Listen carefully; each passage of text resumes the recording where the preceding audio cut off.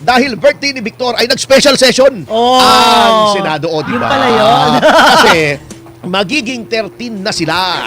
Kasi tumawid na ng bakod si Senator Joel Villanueva. At alam niyo po, baka akala nila ito ay tagumpay ng Senado o ng bloke ni Senator Sherwin Gatchalian. Ito po ay yung nangyayari rito ay isang madilim na araw para sa kasarinlan o independence ng ating Senado. Aray ko. Mm. Alright. Kasi, unang-una, bakit pinatawag tong special session na to? Huwag na tayong maglokohan pa rito, Mr. President. When I say Mr. President Marcos Jr., pinatawag nyo rito kasi gusto nyong kontrolin ang Senado. Pinatawag nyo to kasi para mawala yung gulos sapagkat na-pressure nyo na si Senator Joel Villanueva na lumipat sa bakod ng grupo ni Gatchalian. At paano nyo na-pressure sapagkat may mga kaso po na nakaamba laban kay Joel Villanueva mula sa tuta ninyong ombudsman. Huwag na tayo maglokohan pa. Yan lang po yan ha. Huwag nyo lang insultuhin ang aming talino, ang talino ng mga Pilipino. Alam po namin kung ano pong nangyari dyan. Sinampulan nyo si Jinggoy, nakulong, at sinabi nyo kay Joel Villanueva, pag hindi ka lumipat, pag nagmatigas ka dyan, ay yan din ang sasapiti ninyo. Ang kaso nyo, mas madaling takutin si Joel Villanueva, tumawid.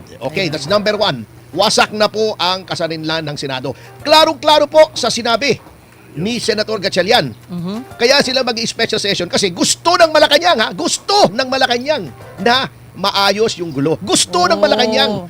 Kailan ba dapat sumunod ang Senado sa kagustuhan ng Malacanang? Hindi ba ang Senado ay bahagi ng lehislatura? Dalawang chambers ang legislature, the upper house, or the chamber of the Senate, and the House of Representatives, o lower house. Lower house, yes. Oo. Although ayaw nilang sabihin lower house kasi para daw sila ay parang inferior, di ba?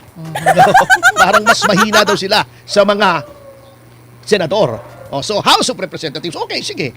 May mga mas magagaling din naman ng mga tao sa House na mas magagaling sa ilang senador. Papatas lang naman sila. Pero ngunit, pagka sinabi mong gagawin natin to kasi gusto ng Pangulo na maayos na yung gulo dyan, sumusunod na kayo sa Pangulo. Sira na po yung independence ng ating Senado. Pinakikita nyo na kayo ay sunod-sunuran sa kagustuhan ng Malacanang. Okay, number 3 puntos.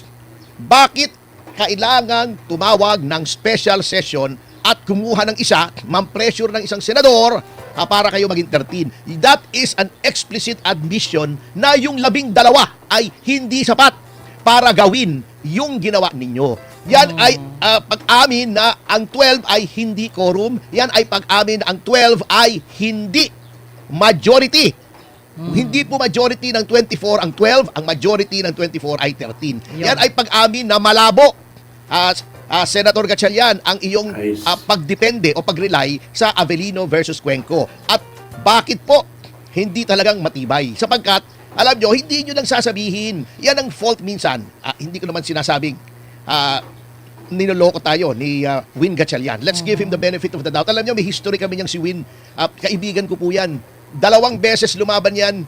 Talagang kinampanya ko yan sapagkat kaibigan ko ang tatay niyan. Pero wala akong hininging kapalit, kahit pera, kahit pabor, ni isang beses. Alam niyo yan, Senator Gatchalian, never akong lumapit sa inyo na humingi ng pabor sa inyo. But lately, Senator Gatchalian has been receiving bomb advice from his legal advisors. Ewan ko kung ang legal advisor niya, yung dating dean ng law school ng One Ball University. Kasi nung nasa Senado po ako at nire-represent ko si Cassandra Leong, alam nyo, sabi ni Senator Gatchalian nung pinayuhan ko ang aking kliyente na to invoke the right to remain silent and the right against self-incrimination. Alam nyo, sabi ba naman ni Win, I think your lawyer is giving you bad advice.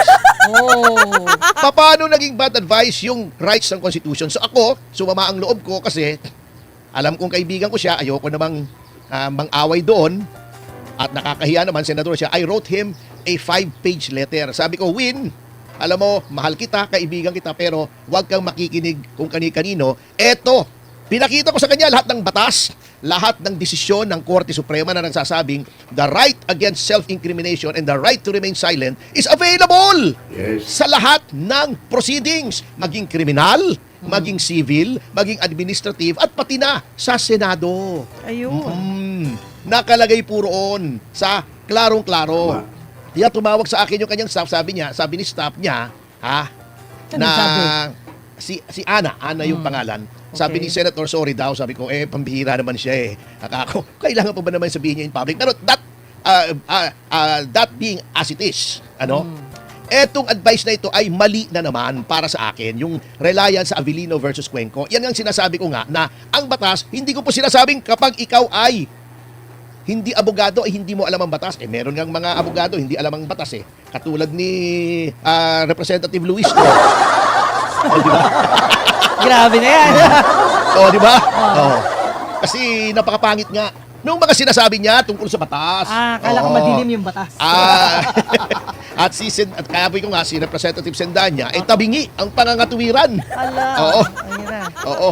Kasi nga, ang batas po, pinag-aaralan po talaga yan. Mahirap. Hindi ko nilalait yung mga hindi abogado. Kasi, we have to admit, parang ako, pagka sinabi, ako nakapag-aral tayo, di ba? Graduate tayo ng law. Pero pag sinabi mo sa akin, pare, drawing ka nga ng plano ng bahay. Malabo. Ba, hindi pwede.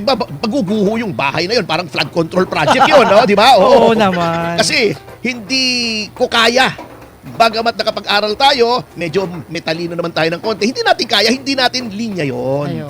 Yung batas, mahirap po yan. Yung Avellino versus Cuenco, very tricky yan. Kasi unang-una, that was decided under the 1935 Constitution na iba yung wordings kung ano yung majority. Number 2, sinabi na mismo ng Korte Suprema doon sa Avellino versus Cuenco na etong kasong to is dependent on the peculiar circumstances of the Senate at the time. Ano yung peculiar circumstances? Yung isa ay nasa abroad. Therefore, beyond the reach of the compulsory processes of the Senate. Number 2, yun pong Avellino versus Cuenco, nag-umpisa po yun ay may quorum. And then later on, nawalan ng quorum. Okay. Ito po, nag-umpisa, wala ng quorum yung ginawa ni Gatchalian. Okay? Okay, number 3, doon po sa Avellino, tinry muna nilang makakuha ng quorum. How? By trying to arrest yung mga absent members. Kasi may kapangyarihan po ang Senate President na gawin yun. Dito, wala silang ginawang ganon. Marami pong pagkakaiba noon. Ito, walang nasa abroad, walang quorum at the start, hindi katulad ng Avellino, at hindi po tinry na gamitin yung compulsory process para magkaroon ng quorum. Ibang-iba po yung Avellino. Kaya yan po at dapat pinag-aaralan. Kaya nga po, yung sinasabi nila, eto, nagsampa na ng reklamo or petisyon sa ating Korte Suprema ang grupo ni Alan Peter Cayetano. At ang akin pong opinion dyan ay bilang isang payak na abogado na small time lang naman ay dapat po desisyonan ng Supreme Court yan. Notwithstanding na maaring maging moot and academic ang issue kasi kung makaka-30 na po sila ngayon at 30 na sila ngayon. Bakit?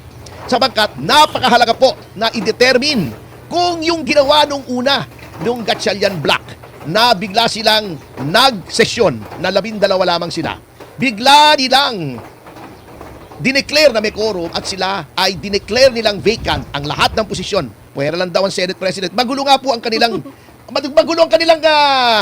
stand Hindi dineclare nilang vacant lahat ng posisyon ng Senado, Pero hindi nila, sabi nila, hindi namin kayang mag-elect ng SP kasi 13 kailangan sa SP.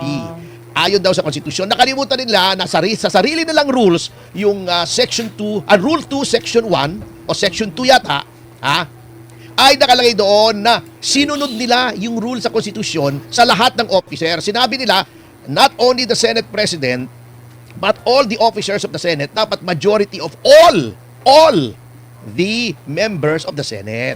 Okay?